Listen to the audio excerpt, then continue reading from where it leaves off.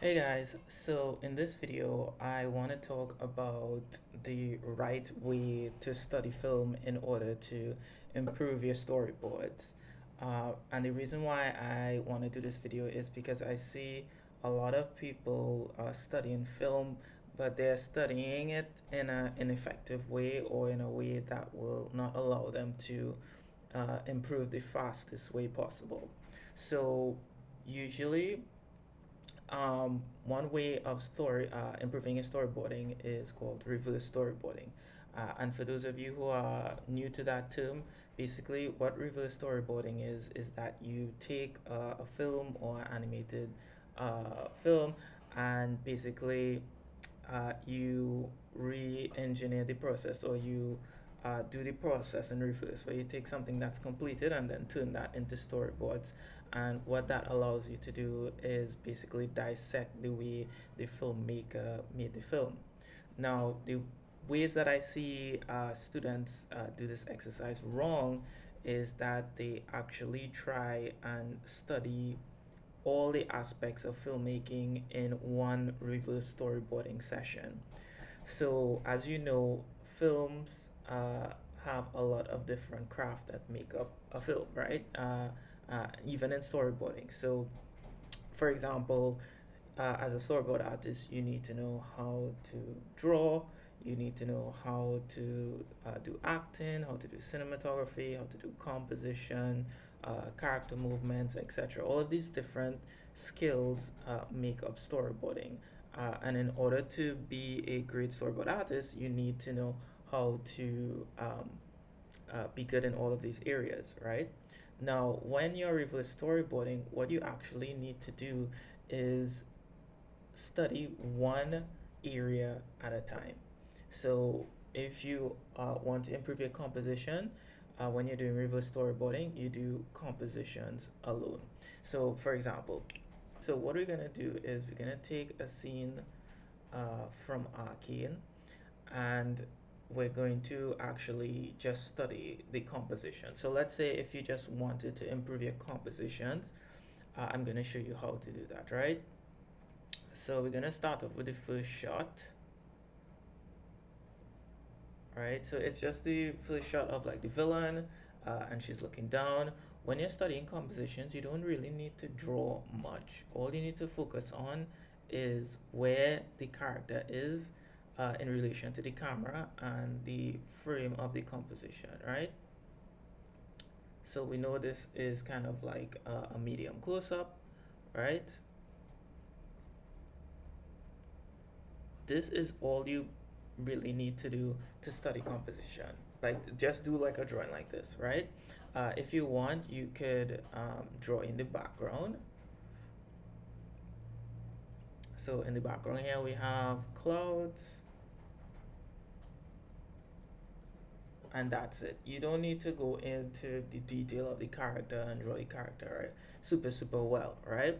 Now let's say if we move ahead a bit, we could see, if we watch a clip, we could see the characters kind of like acting and stuff, right? Now, if you were studying acting, you would need to kind of maybe pause and watch the character act and kind of draw the acting. But if you're doing composition, all you need to do is just draw the composition and move on, right? So I'll save these in layer comps, and then we'll move on to the next shot, which is her daughter, right? So in this one, you can see composition is a bit different because her head is kind of like uh, getting cut off at the top of the frame, right? And then there's like a hoodie kind of thing, right? Now, if while I'm studying composition, I'm watching the negative space and I'm seeing how the character is positioned in the frame. So I would realize, okay, I drew her a bit more to the left, and I'll just kind of bring her there, and we'll kind of like end this composition study. Again, if you want to draw the background, you could also draw in the background. For close-up shots, I wouldn't usually care too much about drawing the background because it's not that influential on the shot. Alright, so let's go to the next one. Let's see if we get like a more interesting composition. Okay, so this one has a building, right? So what I'm actually studying is how the building is framed in the shot and the negative space, how much space the building is actually, you know, taking up, how much of the building is actually showing, etc. Right? And I'm not gonna draw too much detail because it's more about like the composition, right? And this is more for kind of you to kind of understand because when you're reverse storyboarding, it's more about getting your muscles and your eyes to see what makes a good composition, to see how professionals compose shots and stuff, right? So that's pretty close to the composition. It's not totally exact, but it's pretty close, right? I'm not gonna put too much detail in it, and I would move on to like the next one, right? So let me just do this one last one with regards to composition, right? So the building,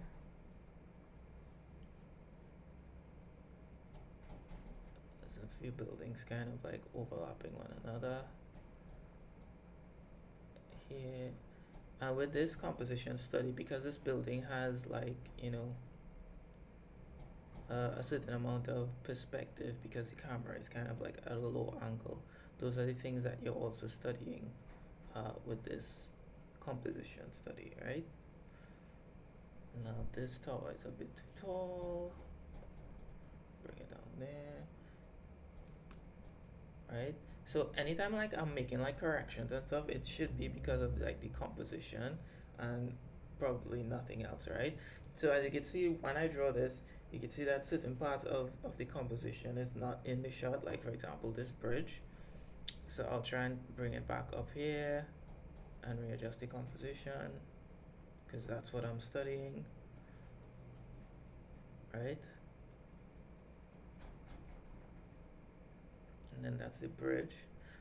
Also, what I noticed is that in the actual frame, we have less negative space on this side,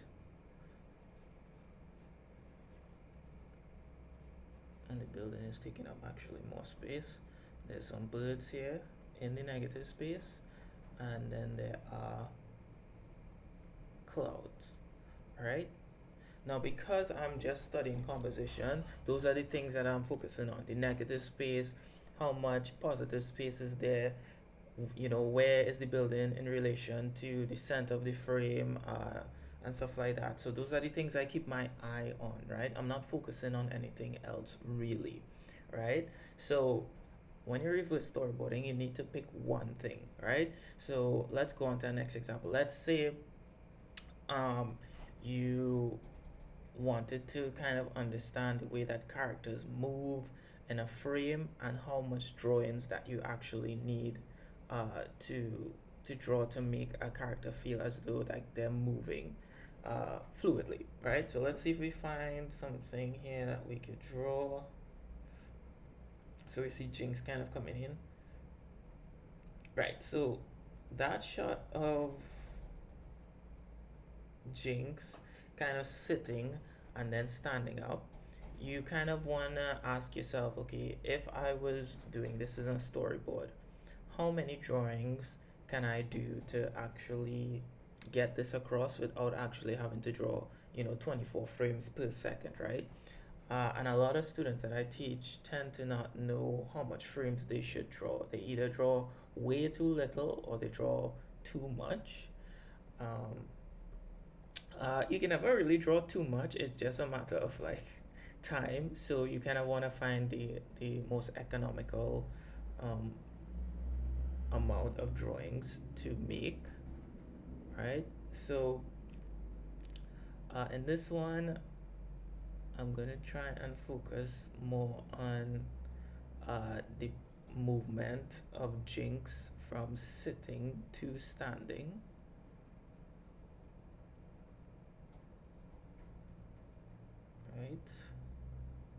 Let's see if I can draw this out really quickly. Very extreme perspective here.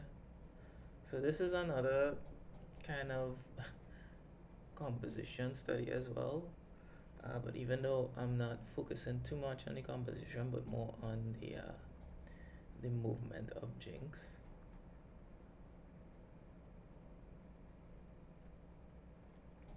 Let me see if I can adjust this foot here.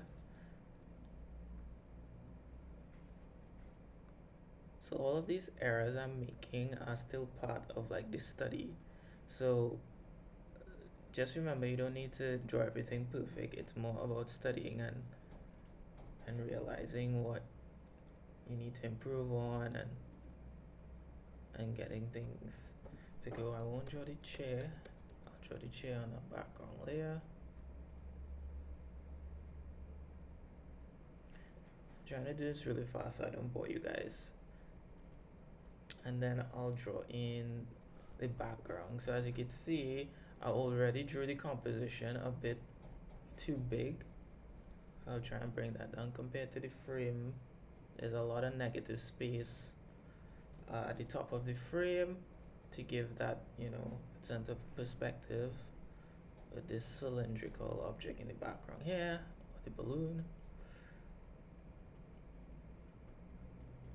Alright, so if I was boarding this or doing rough boards for this is kind of like something how I would have made it.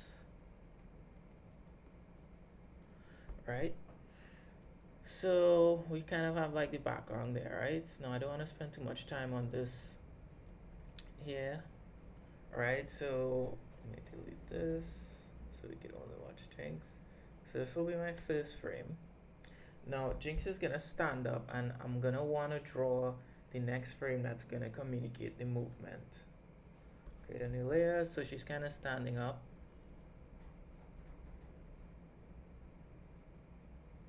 So when I was teaching a beginner class, a lot of the students would just draw like one pose and then they would just kind of skip to a different shot with a character in a totally different pose, and it would just feel too jarring. And it's one of the most common mistakes I see that students who just starting off storyboarding do. They kind of don't realize how much drawings they need to do to make an action feel clear. And what I would suggest to them is, reverse storyboarding, but mainly just to focus on like the movement of the character and how much frames it takes to communicate to get that action, right? So if we flip back and forth here, we could kind of see that movement starting to happen. And then we cut to the next frame and she's kind of already standing up. And this is a great thing about storyboarding is you could get to communicate these movements without having to do literally 25 frames per second, right?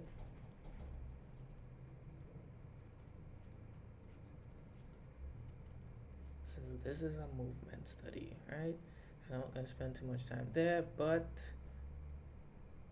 let's try and draw one more and see how it looks. If it doesn't look too good, we'll just get rid of it. Alright. See how that looks.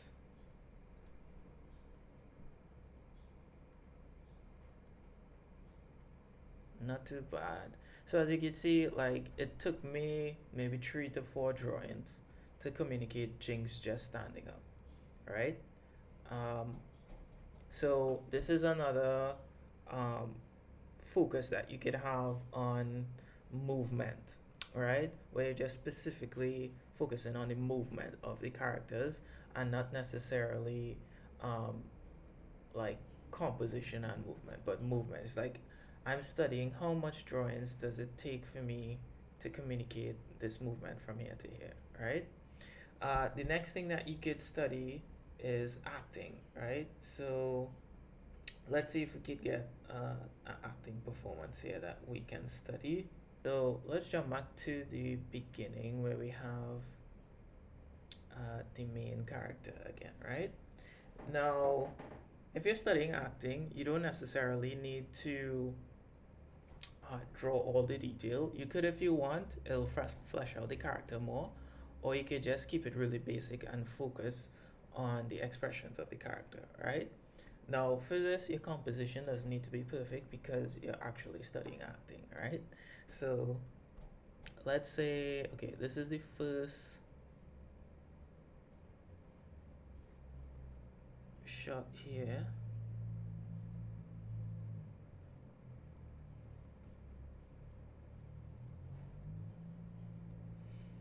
right? And we have an expression of, I'm not even sure what to call that expression, but we'll draw it, right? I'm gonna keep things simple.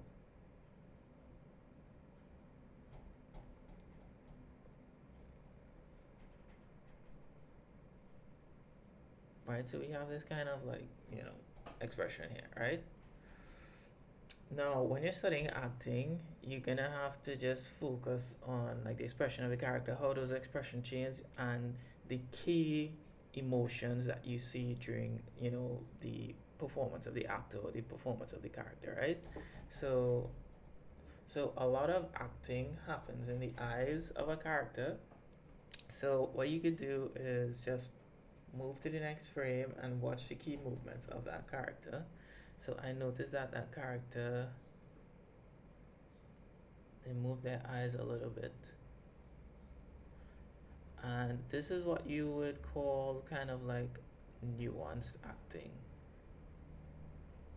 right?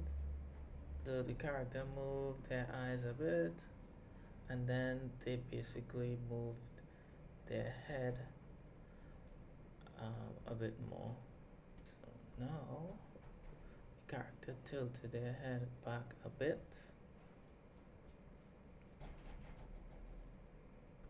and kind of looked up with a kind of like, I think like she's hearing something.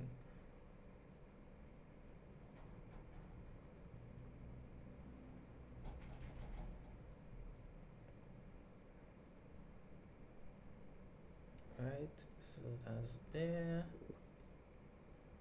Like I said, you could draw the hair if you want. You don't have to when you're doing this kind of study, right?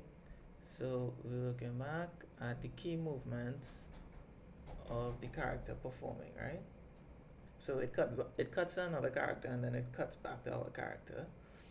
Uh, so we're not really gonna focus on the other character, and she turns her head more this way.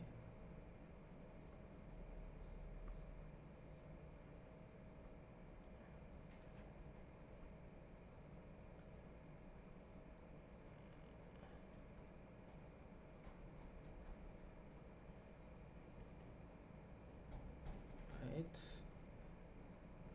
I think her body turns a little bit that way.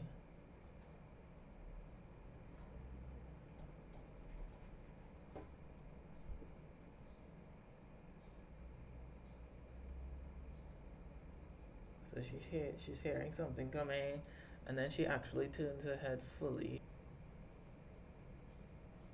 Right? I'm not staying on model because I'm just focusing on the acting, right? So she has a bit of a kind of like, huh? What's making that noise? I know, and she's looking up, right? So if an animator sees this, they'll have enough information to kind of understand how the character is feeling, so they could do the amazing performance that they would, do for the character, right? So let's save this one.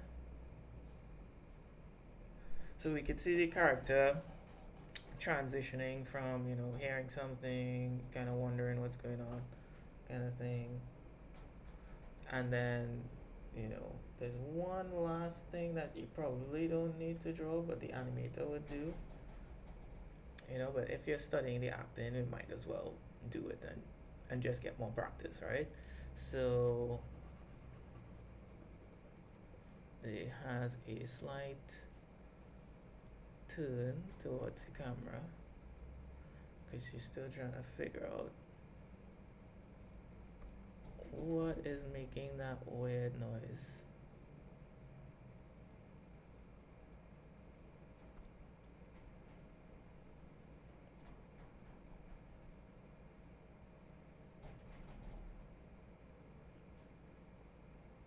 Right? It's about that, the expression and how the character is feeling.